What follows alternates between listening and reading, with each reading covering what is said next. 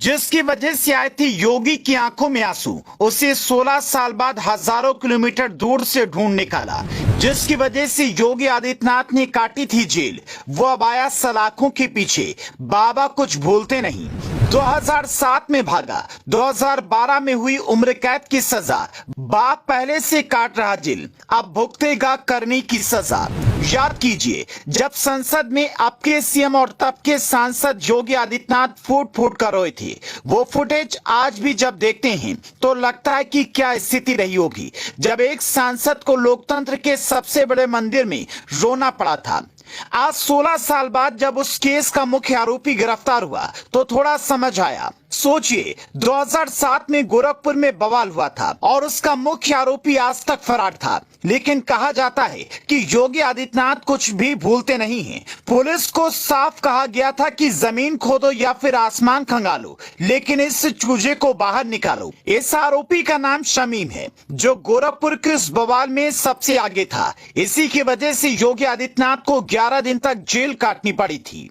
शमीम को भी गिरफ्तार किया गया था, लेकिन वो जमानत पर बाहर आकर फरार हो गया या फरार करवा दिया गया, क्योंकि उस वक्त सूबे में मायावती की सरकार थी और उन पर मुस्लिम तुष्टीकरण के आरोप लग रहे थे। पूछताछ में पता चला कि शमीम फरार होने के बाद चेन्नई चला गया था और उस समय मोबाइल और इंटरनेट की इतनी सुविधा नहीं होने की वजह से इसे ट्रेस नहीं किया जा सका। इसके बाद वो जब यहाँ पर आया तो परिवार के साथ न रहकर किराए के मकान में रह रहा था। पुलिस को जैसे इसकी जानकारी हुई तो उसे अरेस्ट कर लिया गया। गोरखपुर कोतवाली सर्किल के सीओ अनुराग सिंह ने बताया कि साल 2007 में राजकुमार अग्रहरी नाम के युवक की हत्या कर दी गई थी। उसमें 2 आरोपियों को अरेस्ट कर जेल भेजा गया था। मोहम्मद शमीम को अगस्त 2007 में जमानत मिल गई थी। इसके बाद से ही वो फरार हो गया था।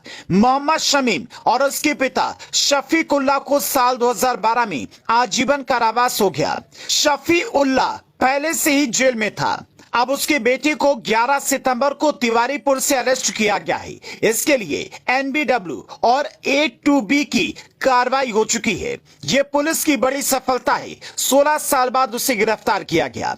साल 2007 में हुए इस बवाल में बीजेपी के तत्कालीन सांसद योगी आदित्यनाथ को धरना देने और जुलूस निकालने के दौरान पुलिस ने गिरफ्तार कर जेल भेज दिया था। इस दौरान उन्हें 11 दिन जेल में रहना पड़ा था और इसके बाद संसद में वो अपनी सुरक्षा को लेकर भावुक हो गए थे। दरअसल ये पूरा मामला मुहर्रम के जुलूस में हुआ था। राजकुमार अग्रहरी घटना के समय ठेले पर ऑमलेट खा रहा था और इसी दौरान वहां से मुहर्रम का जुलूस गुजर रहा था।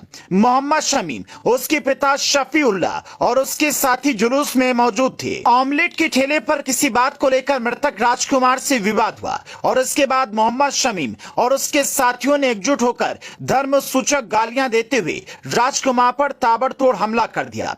ये कांड करके बाप को जेल में छोड़कर शमीम चेन्नई भाग गया था। वहां वो 1 दशक से भी ज्यादा रहा। बात को 16 साल बीत गए तो शमीम को लगा कि अब सब मामला ठंडा हो गया है। वो उत्तर प्रदेश वापस आया और किराए के मकान में रहने लगा।